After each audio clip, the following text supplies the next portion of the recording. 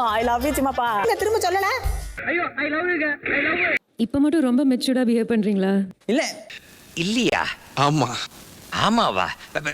யார் ஜட்ஜுக்கு தகுதி இல்லை? ராஜு சார். இன்னைக்கு காமன் மேன் எபிசோடில் மொக்க வாங்கி ரிஜெக்ட் ஆனது யார், செலக்ட் ஆனதுக்கப்புறமும் வாயை கொடுத்து ஹோல்டு வாங்கினது யார், அப்புறம் பயங்கரமாக ஃபன் பண்ணி செலக்ட் ஆனதெல்லாம் யாருன்னு பார்த்துடலாமா?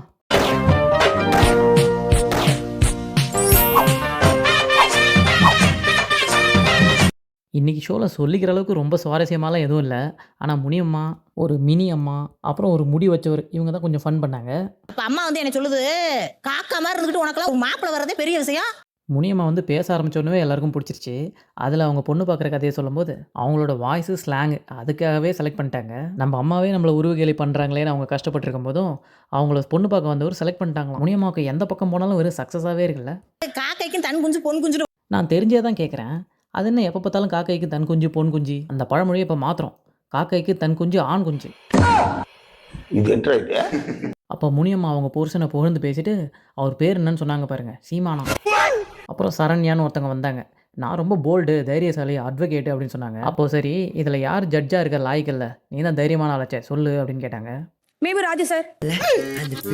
என்னையை தாண்டா ஈஸியாக அடிச்சு போடுறீங்கன்ற மாதிரி ராஜு அப்போவே சொன்னார். இந்த கேள்வி கேட்டால் என்னையை தான் அது காட்டுன்னு கரெக்டாக அதே மாதிரியே காட்டுச்சு. இவங்களுக்கு டாஸ்க்குன்னு ஒரு பொட்டியில் பூட்டை போட்டுட்டு ஒரு 60-70 சாவியை வச்சுட்டு இதை ஒன்று ஒன்றா எடுத்து தரங்க, நீங்கள் அறிவை எப்படி யூஸ் பண்ணி திறப்பீங்கன்னு பார்க்குறோன்னு சொல்கிறாங்க. அது எப்படி? பிக் பாஸ்லலாம் அறிவை சீவி சாவி செஞ்சு வச்சுருப்பாங்க. பூட்டு நேமு சாவி மேட்ச் ஆச்சுன்னா எடுத்து போட்டு திறக்க வேண்டியதான், அவ்வளோதான். அதுலேயும் அத்தனை சாவி இருந்தால் எப்படி முடியும்? அது மட்டும் இல்லை, இன்ட்ரெஸ்டிங்காக எதுவும் இல்லைன்னு சொல்கிறதுனால இப்போதைக்கு ஹோல்டில் வச்சுக்கிறோன்னு சொல்லிட்டாங்க. அடுத்தது சட்டை மட்டும் போட்டுக்கிட்டு ஒரு சம்யுக்தான்னு ஒரு பொண்ணு வந்துச்சு. உங்களுக்கு தனி திறமை என்னன்னு கேட்டால் சம்யுக்தானா மாஸ் அப்படின்ட்டாங்க. மாசா எதா பண்ணுங்க. மாசா இப்போ என்ன முட்டை பொடி மாசா இருந்தால் ஓகேவா? அப்படி தான் இவங்க முடிச்சிட்டு இருந்தாங்க. ஏன்னா மாசுன்னு சொல்லிட்டோம், மாசுக்கு என்ன பண்ணுறதுன்னு அவங்களுக்கு தெரியல. மாசா ஒரு சம்பவம் சொல்கிறேன்னு சொல்லிட்டு சீட்டு பிடிச்சிட்டு ஒருத்தர் எந்திரிக்கவே இல்லை. அதனால எனக்கும் வந்துருச்சு. கிளம்பிட்டீங்களாக்கா? சட்டையை பிடிச்சி தரத்தரன்னு கீழே எழுத்துட்டு வந்துட்டேன் பாருங்க. அதனால தான் நானும் சட்டையை மட்டும் போட்டு வந்திருக்கேன். அந்த சண்டை போட்ட பையன் அவன் பாய் ஃப்ரெண்டு தானே. இந்த பொண்ணு மாசுங்கிற பேரில் அந்த பையனை சட்டையை பிடிச்சி இழுத்து அடித்தேன். அப்புறம் ஒரு டெய்லரு மாற்றி சட்டையை கொடுத்துருச்சான். அதுக்காக போய் அந்த டெய்லரையும் அடிச்சிருச்சான். ஒரு வேளை சட்டை சனி பிடிச்சிருக்குமோ? அப்போ ஆரி கேட்டார், அடித்தா மாசுன்னு உங்களுக்கு முதல்ல யார் சொன்னது? ஓவியா பக்கத்துலேருந்து விஜய் அப்படின்ட்டாங்க. ஓவியா உங்களுக்கு நேரம் சரியில்லைன்னு நினைக்கிறேன். ஆனால் அந்த பொண்ணு அதை ஒத்துக்கல. இப்போ நான் இறங்கி வந்து உங்களை அடித்தா நான் மாசா அப்படின்னு கேட்டார்.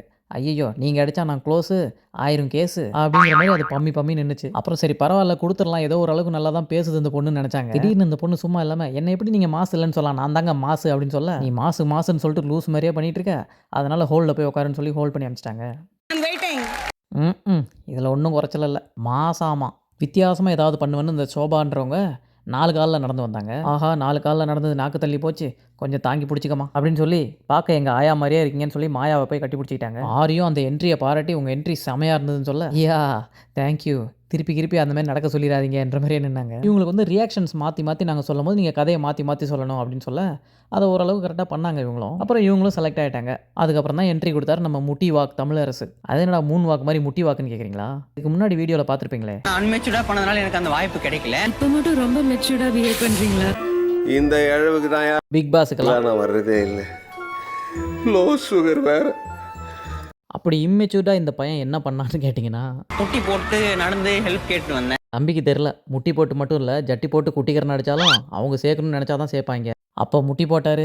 இப்போ ப்ளீஸ் ஹெல்ப் விஜய் டிவின்னு போர்டோடே வந்துட்டார். அப்போ ஓவியா இப்போ மெச்சூர்டாக நடந்துக்கிறீங்களா அப்படின்னு கேட்க, எல்லாம் கற்றுக்கிறது தானே அப்படின்னு சொன்னால், அப்போ இன்னும் கற்றுக்கவே இல்லையான்னு கேட்டாங்க. என்னடா எந்த பால் போட்டாலும் கோல் போடுறீங்கன்ற மாதிரி அவர் பக்கன்னு முழிக்க, சரி உங்களோட இன்ஸ்பிரேஷன் யாருன்னு ராஜு கேட்க, பிரதீப் ரங்கநாதன்ட்டார். ஏன்னா மூவி டைரக்ட் பண்ணலான்னு இருக்காராம். உடனே ஆரி சரி ஒரு சுச்சுவேஷன் சொல்கிறேன் அப்படின்னு சொல்ல, இல்லை அந்த அளவுக்குலாம் இல்லை, இன்னும் நான் அதையும் கற்றுக்கிட்டு தான் இருக்கேன் அப்படின்னாரு. அப்புறம் என்ன சொல்லி முடிஞ்சு. இதில் வேற இவரும் 9 to 5 ஜாப்லாம் பிடிக்காதான், மிடில் கிளாஸ் லைஃப் சுத்தமாக பிடிக்காதான், நீ இப்படியே பேசிகிட்டு இருந்தா எங்களுக்கும் பிடிக்காதுன்னு சொல்லி ரிஜெக்ட் பண்ணி அனுப்பிச்சு விட்டாங்க. இதில் என்ன கொடுமைனா லாஸ்ட்டில் பிக் பாஸை பற்றி தெரியும்லான்னு கேட்குறது, பிக் பாஸை பற்றி எனக்கு தெரியாதுன்ட்டாரு. இப்படி எது கேட்டாலும் தெரியாதுன்ட்டு எதுக்கையா உள்ளே வந்த வேணாம் அப்படி கேட்டால் அதுக்கும் தெரியாதுன்னு தான் சொல்ல போகிறார். அதுக்கு அடுத்தது பானிபூரி விற்கிற மாதிரி ஒருத்தர் வந்தார். அவருக்கு தமிழே அரைகுறையாக தான் வருது.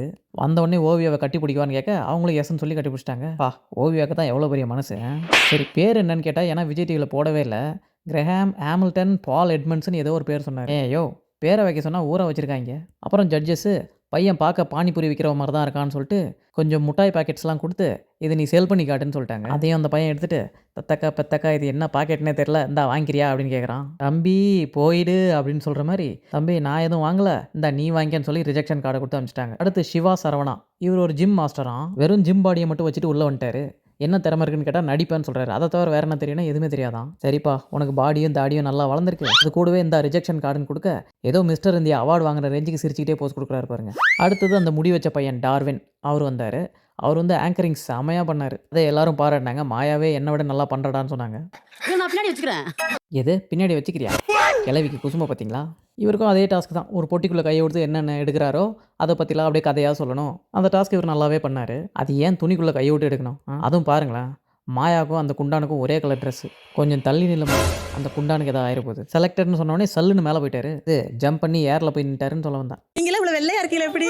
அது மூலிமா எல்லாரும் சர்ஃப் எக்ஸலில் போட்டு அடித்து துவைச்சிட்டு வந்தது. இப்படி இன்னசென்ட்டாக வெள்ளந்தியாக இருக்கிறத பார்க்கும்போது தீபா அக்கா அப்புறம் அந்த தாமரை எல்லாமே அப்படியே மிக்ஸ் ஆன மாதிரி இருக்காங்கல்ல. அப்புறம் முனிமா ரொம்ப ஹாப்பியாகி ஓவியா ஆரி உங்கள் எல்லாரையும் ரொம்ப பிடிக்கும், உங்கள் சீசன்லாம் ரொம்ப நல்லா பார்த்தேன் அப்படின்னு. அப்போ ராஜுன்னு கேட்டதுக்கு உங்கள் சீசன் நான் பார்க்கலையே, பாதியிலே போர் அடிச்சிருச்சுன்னு ஆஃப் பண்ணிட்டேன்ட்டாங்க. ஆமாம் பின்ன விஜய் டிவி பிரியங்காவை ஏற்றி விடுறதுக்காகவே அந்த ஷோ நடந்துச்சு. அப்புறம் போர் அடிச்சு போச்சு. நல்லா இல்லை. அப்புறம் அத்தே தானுங்க. என் புருஷன் பேரு சீமான்.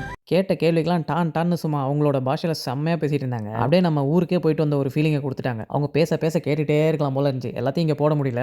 ஷோ பார்க்கலன்னா இவங்களுக்காக கண்டிப்பாக பாருங்கள். இல்லைனா ரிவ்யூ மட்டும் பார்க்கணுன்னா நம்ம சேனலை சப்ஸ்கிரைப் பண்ணிவிட்டு வீடியோவை லைக் அண்ட் ஹைப் பண்ணிவிடுங்க. எல்லா எபிசோடும் பார்க்கணுன்னா நம்ம பிளேலிஸ்ட் இருக்குது, டிஸ்கிரிப்ஷனில் லிங்க் இருக்குது, சோஷியல் மீடியாலையும் ஃபாலோ பண்ணிக்கோங்க. தேங்க்யூ.